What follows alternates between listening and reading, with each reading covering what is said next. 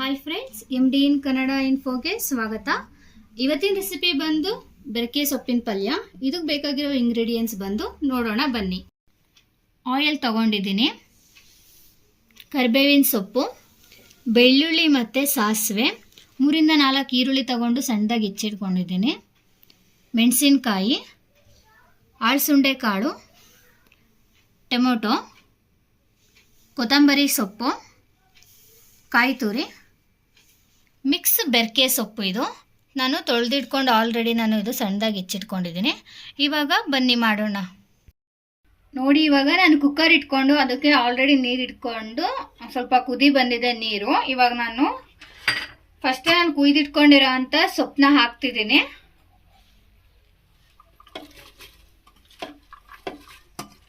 ಅದಕ್ಕೆ ನೆಕ್ಸ್ಟ್ ನಾನು ಆಳ್ಸುಂಡೆ ಕಾಳನ್ನ ಹಾಕೊಳ್ತೀನಿ.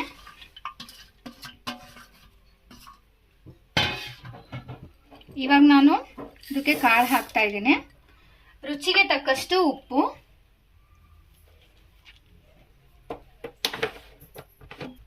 ನೋಡಿ ರುಚಿಗೆ ತಕ್ಕಷ್ಟು ಉಪ್ಪನ್ನ ಹಾಕೋಬೇಕು. ಇದನ್ನ ಇವಾಗ ನಾವು ಲಿಡ್ನ ಕ್ಲೋಸ್ ಮಾಡಬೇಕು. ನೋಡಿ, ಇವಾಗ ನಾನು ಲಿಡ್ನ ಕ್ಲೋಸ್ ಮಾಡ್ತಿದ್ದೀನಿ. ಲಿಡ್ ಕ್ಲೋಸ್ ಮಾಡಿದ್ಮೇಲೆ 1 or 2 ವಿಷಲ್ ಕೂಗಿಸ್ಕೊಳ್ಳಿ. ನೋಡಿ, ನಾನು ಆಲ್ರೆಡಿ ಪ್ಯಾನೆಲ್ನ ಇಟ್ಕೊಂಡಿದ್ದೀನಿ. ಇವಾಗ ಪ್ಯಾನೆಲ್ ಕಾಯ್ದಿದೆ. ನಾನು ಇವಾಗ ಆಯಿಲ್ನ ಹಾಕ್ತಾ ಇದ್ದೀನಿ. ನೋಡಿ, ಇವಾಗ ನಾನು ಸಾಸಿವೆ ಮತ್ತೆ ಬೆಳ್ಳುಳ್ಳಿನ ಹಾಕ್ತಾ ಇದ್ದೀನಿ. ನೆಕ್ಸ್ಟ್ ನಾನು ಕರಿಬೇವಿನ ಸೊಪ್ಪನ್ನ ಹಾಕ್ತಾ ಇದ್ದೀನಿ. ಇವಾಗ ನಾನು ಇದಕ್ಕೆ ಈರುಳ್ಳಿನ ಹಾಕ್ತಾ ಇದ್ದೀನಿ. ಹಂಗೆ ಒಂದು ಸ್ವಲ್ಪ ಫ್ರೈ ಮಾಡ್ಕೊಳ್ಳಿ ಈರುಳ್ಳಿನ. ನೆಕ್ಸ್ಟ್ ನಾನು ಇದಕ್ಕೆ ಮೆಣಸಿನಕಾಯಿನ ಹಾಕ್ತಾ ಇದ್ದೀನಿ.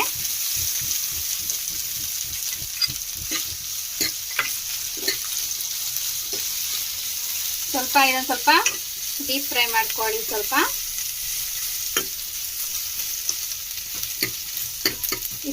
ಕಂದು ಬಣ್ಣಕ್ಕೆ ಬರಬೇಕು ಈರುಳ್ಳಿ.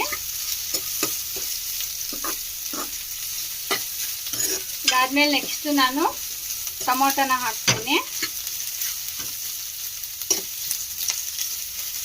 ಇವಾಗ ನೋಡಿ, ನಾನು ಟೊಮೊಟೊನ ಹಾಕ್ತಾ ಇದ್ದೀನಿ.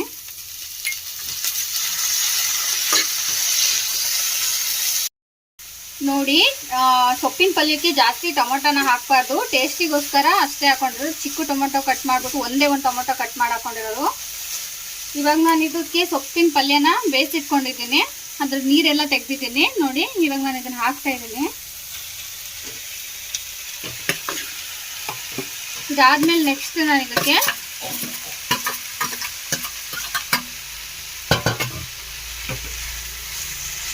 ಕಾಯಿ ತುರಿನ ಹಾಕೊಳ್ತೀನಿ.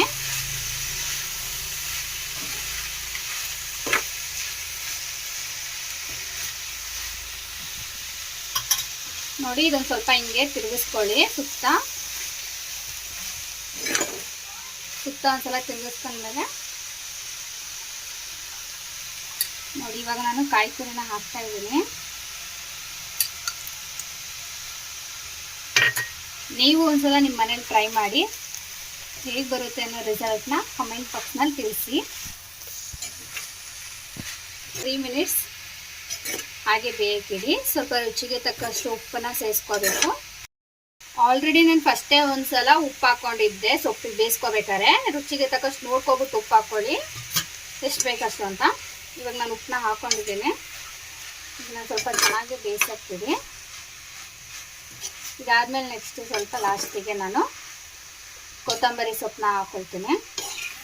ನೋಡಿ, ಎಷ್ಟು ಚೆನ್ನಾಗಿ ಕಾಣಿಸ್ತಿದೆ, ಎಷ್ಟು ಚೆನ್ನಾಗಿ ಬಂದಿದೆ. ನೀವು ಒಂದ್ಸಲ ನಿಮ್ಮ ಮನೇಲಿ ಟ್ರೈ ಮಾಡಿ. ಸೊಪ್ಪಿನ ಪಲ್ಯ ಆ್ಯಕ್ಚುಲಿ ಹೆಲ್ತಿಗೆ ತುಂಬ ಒಳ್ಳೆಯದು. ಇವಾಗ ನಾನು ಕೊತ್ತಂಬರಿ ಸೊಪ್ಪನ್ನ ಹಾಕ್ತಾ ಇದ್ದೀನಿ.